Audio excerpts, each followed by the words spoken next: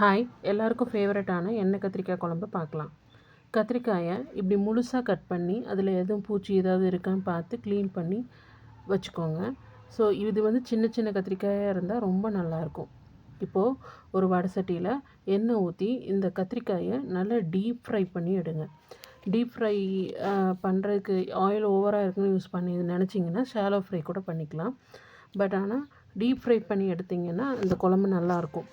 So இது ஏன் நொறையாக வருதுன்னு நான் கொஞ்சம் தேங்காய் எண்ணெயும் ஆட் பண்ணியிருக்கேன். ஸோ அதனால தான். ஸோ நல்லா டீப் ஃப்ரை பண்ணி இதே மாதிரி ப்ரௌன் கலராக எடுத்துக்கோங்க. ஒரு லைட் ப்ரௌன் வர மாதிரி நல்லா வெந்திருக்கணும். ஸோ இந்த அளவுக்கு ஃப்ரை பண்ணி எடுத்துக்கோங்க. இப்போது ஒரு சட்டியில் எண்ணெய் ஊற்றி நான் அந்த பொரிச்ச எண்ணெயை கொஞ்சம் ஊற்றுறேன். ஸோ அந்த எண்ணெய் ஊற்றி இதில் 2 பெரிய வெங்காயம் ஸ்லைஸாக கட் பண்ணினதை போடுங்க. ஸோ நீங்கள் சின்ன வெங்காயம் கூட யூஸ் பண்ணலாம். ஆனால் எனக்கு ஒன்றும் பெரிய டிஃப்ரென்ஸ் தெரியல டேஸ்ட்டில். ஸோ அதனால் நான் பெரிய வெங்காயம் யூஸ் பண்ணுறேன். சின்ன வெங்காயம் யூஸ் பண்ணுறதா இருந்தால் ஒரு 10 to 15 பல் சின்ன வெங்காயம் போட்டுக்கோங்க. நான் இப்போ 2 பெரிய வெங்காயத்தை ஸ்லைஸ் பண்ணி அதில் சேர்க்குறேன். ஸோ சேர்த்துட்டு இதை நல்லா வதக்கிக்கணும்.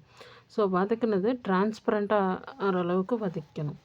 ஸோ அதுக்குள்ளேயும் ஒரு அரை மூடிக்கும் கொஞ்சம் கம்மியாக தேங்காயை நல்லா திருவி வச்சுக்கோங்க. ஸோ இது டிரான்ஸ்பரண்ட் ஆனதும் நம்ம திருவி வச்சுருக்கோம்ல ஒரு தேங்காயை, ஸோ அந்த தேங்காயை நம்ம இதில் சேர்க்கணும். ஸோ தேங்காயை சேர்க்குறனால எண்ணெயில் சேர்க்குறனால ஓரளவுக்கு அது வதங்கினா போதும். ஸோ ரொம்ப டீப் ஃப்ரையாக வதக்கணும்னு தேவையில்லை. ஸோ இந்த மாதிரி தேங்காயை நம்ம சேர்த்துக்கணும். சேர்த்து அதையும் ஒரு வதக்குங்க. ஸோ தேங்காயை வதக்குறனால நல்ல அரோமா கிடைக்கும், நல்ல ஃப்ளேவர் கிடைக்கும். ஸோ அதுக்காக தான் நம்ம தேங்காயை வதக்கிறது. ஸோ இது வதங்கட்டும். இப்போது வெங்காயமும் தேங்காயும் நல்லா வதங்கினதுக்கப்புறம் நாட் ஸோ ப்ரௌனாக ஆகணும்னு இல்லை, ஓரளவுக்கு வதங்கினதுக்கப்புறம் நான் வந்து 2 ஸ்பூன் வந்து குழம்பு மிளகாத்தூள் எடுத்து வச்சுருக்கேன். வீட்டிலே ப்ரிப்பேர் பண்ணது. அது எப்படி ப்ரிப்பேர் பண்ணுறதுன்னு நான் இன்னொரு வீடியோவில் சொல்கிறேன். ஸோ ஒருவேளை உங்கள்கிட்ட குழம்பு மிளகாத்தூள் இல்லை அப்படின்னா 1/4 ஸ்பூன் மஞ்சள் தூள், 2 ஸ்பூன் தனி மிளகாத்தூள், 3 ஸ்பூன் மல்லித்தூள் யூஸ் பண்ணிக்கோங்க. இப்போ நான் 2 ஸ்பூன் குழம்பு மிளகாத்தூள் போட்டாச்சு. இப்போ இங்கே நிறைய காரம் சாப்பிட்றதுனால நான் இன்னும் ஒரு 1/4 ஸ்பூன் தனி மிளகாத்தூள் போடுறேன். இல்லைன்னா நீங்கள் இந்த ஸ்டெப்பை அவாய்ட் பண்ணிக்கோங்க. நான் இதில் ஒரு 1/4 ஸ்பூன் தனி மிளகாய்த்தூள் வந்து ஆட் பண்ணுறேன். ஆட் பண்ணிவிட்டு ஸ்டவ் ஆஃப் பண்ணிக்கோங்க. ஸ்டவ் ஆஃப் பண்ணாலும் அந்த மண் சட்டியோட ஹீட்டில் வந்து அது வந்து கொஞ்சம் பொரிஞ்சிட்டே தான் இருக்கும். அது வந்து கொஞ்சம் பபிள்ஸ் வரத்தான் செய்யும். ஸோ இந்த ஹீட்லேயே இது வந்து கிளறி விட்டால் போதும். நீங்கள் அடுப்பை ஆன்லேயே வச்சுருந்தீங்கன்னா பேர்ன் ஆயிரும். ஸோ நீங்கள் எந்த பொடி போடுறதா இருந்தாலும் மசால் தூள் போடுறதாலும் ஸ்டவ்வை ஆஃப் பண்ணிக்கோங்க. இப்போது இது நல்லா ஆறணும். ஆறினோடனே நீங்கள் தண்ணி ஊற்றி அரைச்சி வச்சுக்கோங்க. நல்லா கிரைண்ட் பண்ணி வச்சுக்கோங்க. ஸோ மீன்வைல் நீங்கள் ஒரு சின்ன எலும்பிச்சம்பழம் சைஸ் புளி, ஸோ அதை வந்து நல்லா க்ளீன் பண்ணணும். க்ளீன் பண்ணி நீங்கள் தண்ணியில் நல்லா ஊற வச்சு அதையும் கரைச்சி வடிகட்டி எடுத்து வச்சுக்கோங்க. இப்போது குழம்ப தாளிச்சிடலாம். நீங்கள் மண் சட்டிங்கிறனால சிம்மிலே வச்சு எல்லாமே பண்ணுங்கள், ஓகேவா? நீங்கள் ரொம்ப ஓவராக ஹீட் கொடுத்தீங்க அப்படின்னா மண் சட்டிக்குன்னு ஒரு ஸ்மெல் இருக்கும், அந்த ஸ்மெல் வந்து வந்துடும். இப்போ நான் நல்லெண்ணெய் சேர்த்துருக்கேன். இந்த நல்லெண்ணெய் வந்து நல்லா வந்து ஹீட் ஆகணும். ஹீட் ஆகணுன்றதுக்காக நீங்கள் ஓவர் ஹீட் கொடுக்காதீங்க, சிம்மிலே வைங்க. சிம்மிலே வச்சு செஞ்சால் தான் வந்து மண் சட்டிக்கு வந்து டேஸ்ட்டு நல்லாயிருக்கும். ஸோ இது ஹீட் ஆனோடனே நான் என்ன பண்ணுறேன் அப்படின்னா கொஞ்சம் கடுகு சேர்க்குறேன் இதில். ஸோ கடுகு வந்து ஒரு 1/4 ஸ்பூன் சேர்க்குறேன்னு வைங்க.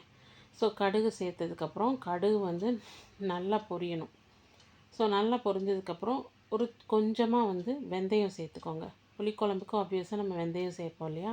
ஸோ கொஞ்சமாக வெந்தயம் சேர்த்துக்கோங்க. 1/4 ஸ்பூனுக்கு கொஞ்சம் கம்மியாகவே வெந்தயம் சேர்த்துக்கோங்க. இதெல்லாம் நல்லா பொரியணும். ஸோ நல்லா பொரியிற வரைக்கும் வெயிட் பண்ணுங்கள். ஸோ அதுக்குரிய தன்மை இருக்கும்ல, அதுக்கு நம்ம பொறுமையாக வெயிட் பண்ணி தான் ஆகணும். ஸோ அதோட எல்லா எசன்ஸும் இந்த குழம்புல வேணும் அப்படின்னா அதுக்குரிய டைமை நம்ம கொடுத்து தான் ஆகணும். வெங்காயம் வதக்கிறதுக்கு, தக்காளி வதக்கிறதுக்கு, இதெல்லாம் நல்லா வதங்கினா தான் ஒரு டிஷ் வந்து நல்லாவே நம்ம நினச்ச மாதிரி அமையும், ஓகேவா? இப்போது கொஞ்சம் கருகப்பில் வந்து நம்ம அதில் போடுறோம். ஸோ கருகப்பிலும் நல்லா பொரியணும். இப்போது நான் பாதி வெங்காயம், பெரிய வெங்காயத்தை வந்து நல்லா கட் பண்ணி அது கூட 3 பல் பூண்டும் நல்லா கட் பண்ணி வச்சுருக்கேன். இப்போ நான் கட் பண்ணி வச்சுருக்கிறத இந்த குழம்புல நான் சேர்க்க போகிறோம், நம்ம இந்த தாளிப்பில் சேர்க்க போகிறோம். அதுவுமே நல்லா வதங்கணும். ஸோ நல்லா வதங்கணும் இந்த சென்ஸ் என்ன சொல்கிறது அப்படின்னா, இந்த வெங்காயமும் வெள்ளைப்பூடோட ஃப்ளேவர் அதில் இறங்குற அளவுக்கு நல்லா வதக்கணும். இப்போ வெங்காயமும் வெள்ளைப்பூடும் போட்டாச்சு. இப்போ வதக்குங்க. ஸோ நல்லா வதக்குறதுனால தான் வந்து ஒரு குழம்போ ஒரு டிஷ்ஷோ இல்லை பிரியாணியோ எது எடுத்துட்டாலும் நீங்கள் அதுக்குரிய டைம் நீங்கள் பொறுமையாக கொடுத்துருங்க. அது ஃபுல்லாக வதங்கி அது கலர் சேஞ்ச் ஆனதுக்கப்புறம் உங்களுக்கே தெரியும் இது வந்து வதங்கிருச்சு அப்படின்னு. அதுக்கப்புறம் 1 பை 1 ஆட் பண்ணுங்கள். ஓகேவா? அதே மாதிரி குழம்புக்கும் அவசரப்பட்டு எல்லாத்தையும் மொத்தமாக கொட்டிட்டிங்கனாலும் ஸ்பாயில் ஆயிரும். 1 பை 1 ஆட் பண்ணுங்கள். இப்போது இதில் 2 வரமிளகா நம்ம ஆட் பண்ணோம். 2 வரமிளகா, அப்புறம் 2 தக்காளி குட்டி குட்டியாக கட் பண்ணது ஆட் பண்ணி நல்லா வதக்குங்க. உப்பு போட்டுக்கோங்க. நான் உப்பு போடுறது எடுக்கலை. ஸோ அதனால் நீங்கள் உப்பு போட்டுக்கோங்க. குழம்புக்கு தேவையான உப்பு எவ்வளோ போட்டுட்டு நல்லா தொக்கு கன்சிஸ்டன்சியில் வதக்கணும். அந்த எண்ணெயெல்லாம் பிரிஞ்ச வர அளவுக்கு நல்லா வதக்கணும். வதக்குனதுக்கப்புறம் நம்ம இங்கே ஆற வச்சு மிக்சியில் நம்ம அரைச்சி வச்சுருக்கோம்ல மசால், அதாவது வெங்காயம், தேங்காய், அந்த மிளகாத்தூள் எல்லாம். ஸோ இந்த பேஸ்ட்டை நம்ம ஆட் பண்ண போகிறோம். ஸோ ஆட் பண்ணியாச்சு. இப்போ புளி தண்ணி கரைச்சி வச்சுருக்கோம்ல, இந்த புளி தண்ணியும் அதில் ஊற்றியாச்சு. ஸோ ஊற்றிட்டு இந்த குழம்புக்கு தேவையான தண்ணியை நம்ம ஆட் பண்ண போகிறோம். ஸோ குழம்புக்கு உங்களுக்கு தெரியும் எவ்வளோ தண்ணி தேவை அப்படின்னு. அந்த அளவுக்கு நீங்கள் ஆட் பண்ணிக்கோங்க. நான் 2 பேர்த்துக்கு செய்கிறனால இந்த அளவு செய்கிறேன். நீங்கள் உங்களுக்கு எவ்வளோ தேவையோ அந்த அளவுக்கு தண்ணி வந்து ஆட் பண்ணிக்கோங்க குழம்புக்கு. ஸோ ஆட் பண்ணிவிட்டு இப்போது நம்ம இது பொரிச்சு வச்சுருக்கோம்ல கத்திரிக்காய், இந்த கத்திரிக்காயும் இதுக்குள்ளே போடணும். இப்போ நீங்கள் தண்ணி எப்படி கிளறி பார்த்தீங்க அப்படின்னா போரிங் கன்சிஸ்டன்சிக்கு வரணும். அதுதான் குழம்போட டெக்ஸ்சர். இதுதான் குறுகி நமக்கு கெட்டியாகும். ஓகேவா? ஸோ இப்போ நம்ம பொரிச்சு வச்ச கத்திரிக்காயை இதில் ஆட் பண்ணுறோம். ஆட் பண்ணி நீங்கள் இதை லிட்டு போட்டுலாம் கவர் பண்ண தேவையில்லை. ஏன்னா ஏற்கனவே கத்திரிக்காய் வெந்தாச்சு. இப்போது இந்த மசால் தான் உள்ளே சேரணும். ஸோ லிட்டு போட வேண்டாம். ஸோ அப்படியே டிஸ்டர்ப் பண்ணாமல் விட்டுருங்க. அது கொதிச்சிட்ருக்கட்டும். ஸோ நல்லா கொதிச்சிட்ருக்கும் போது எப்பயுமே ஒரு ட்ரிக் இருக்குது. இப்போ பெரிய பெரிய செஃப்பெல்லாம் சொல்லுவாங்கள்ல, ஸ்வீட்னால் ஒரு துளி உப்பு சேருங்க, அப்போ தான் ஸ்வீட் நல்லா இருக்கணும். அதே மாதிரி புளி சேர்க்குற எந்த டிஷ்ஷாக இருந்தாலும் எக்ஸப்ட் ரசம், புளி சேர்க்குற டிஷ்க்கு நீங்கள் ஒரு 1/2 ஸ்பூன் வந்து கரும்பு சர்க்கரையோ இல்லை ஒரு சின்ன கட்டி வெல்லமோ சேர்த்திங்கன்னா ஃபென்டாஸ்டிக்காக இருக்கும் குழம்பு. புளிக்குழம்போட டேஸ்ட் அப்படியே டாப்பாக இருக்கும்.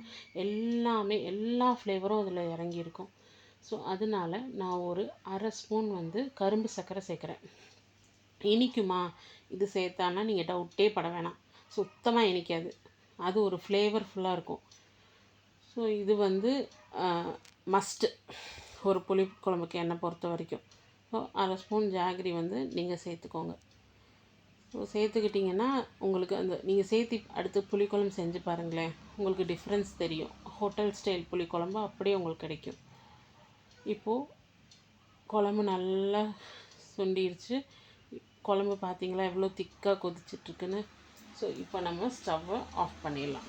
ஸ்டவ்வை ஆஃப் பண்ணிவிட்டு நீங்கள் மூடி போட்டு அதுக்கு ஒரு 2 மினிட்ஸ் ரெஸ்டிங் டைம் கொடுங்க. இப்போ நீங்கள் ஸ்டவ் ஆஃப் பண்ணாலும் நீங்கள் ஓப்பன் பண்ணி பாருங்களேன், குழம்பு கொதிச்சுட்டு தான் இருக்கும். ஏன்னா மண் சட்டியோட இது அப்படி கொஞ்சம் நேரம் கொதிச்சுட்டு அது அடங்கிடும். ஸோ 2 மினிட்ஸ் ரெஸ்டிங் டைம் கொடுப்போம். இப்போ 2 மினிட்ஸ்க்கு அப்புறம் நீங்கள் ஓப்பன் பண்ணி பார்த்தீங்க அப்படின்னா அப்படியே எண்ணெய் ததும்ப நான் எந்த எண்ணெயும் அடுத்து எக்ஸ்ட்ராவாக சேர்க்கவே இல்லை. ஸோ முதல்ல ஊற்றினோன்னா அந்த எண்ணெய் தான் அது வந்து அப்படியே வெளியே வர ஆரம்பிக்கும். இப்போ நீங்கள் ஒரு கரண்டி வச்சு அதை லைட்டாக இப்படி எடுத்து பார்த்தீங்கன்னா பாருங்கள், லேயராக வரும். தெரியுதா ஆடை? ஸோ இதுதான் வந்து நீங்கள் ஊற்றின அந்த நல்லெண்ணெய் அப்புறம் ஏற்கனவே வதக்குனதோட ஃபேட் இது. ஸோ இது என்றைக்கோ ஒரு நாள் நம்ம சாப்பிட்லாம், தப்பில்லை. ஏன்னா வந்து ஃபேவரட் அப்படின்றனால நம்ம இதுக்கெல்லாம் ஒரு ரெஸ்ட்ரிக்ஷன்ஸ் வேண்டாம். ஸோ எண்ணெய் கத்திரிக்காய் குழம்புக்குன்னு சஜஸ்ட் பண்ணுறது இந்த விஷயந்தான். ஸோ சர்வ் பண்ணிக்கலாம். ஸோ எண்ணெய் கத்திரிக்காய் குழம்புக்கு ஒரு பெஸ்ட்டு மேட்ச் என்னன்னு கேட்டிங்கன்னா ஆம்லேட் தான். ஆனால் நான் எனக்கு சாப்பிட மாட்டேங்கிறனால நெக்ஸ்ட்டு பெஸ்ட் மேட்ச் வந்து அப்பளம். ஸோ இது கூட ஒரு சட்டில் ஏதோ ஒரு காயோட பொரியலோ இல்லைன்னா கூட்டும் பண்ணிக்கலாம். நான் இன்றைக்கி சொரக்காயை வச்சு ஒரு கூட்டு செஞ்சுருக்கேன். அப்புறம் தம்பிக்கு நான் பாவக்காய் கொடுத்து விட்டேன் காலையில் ஃப்ரை, அதோட மீதி அது கொஞ்சம் எடுத்துருக்கேன். ஸோ பார்க்கவே டெம்டிங்காக இருக்கா? ஸோ நீங்களும் செஞ்சு பாருங்கள்.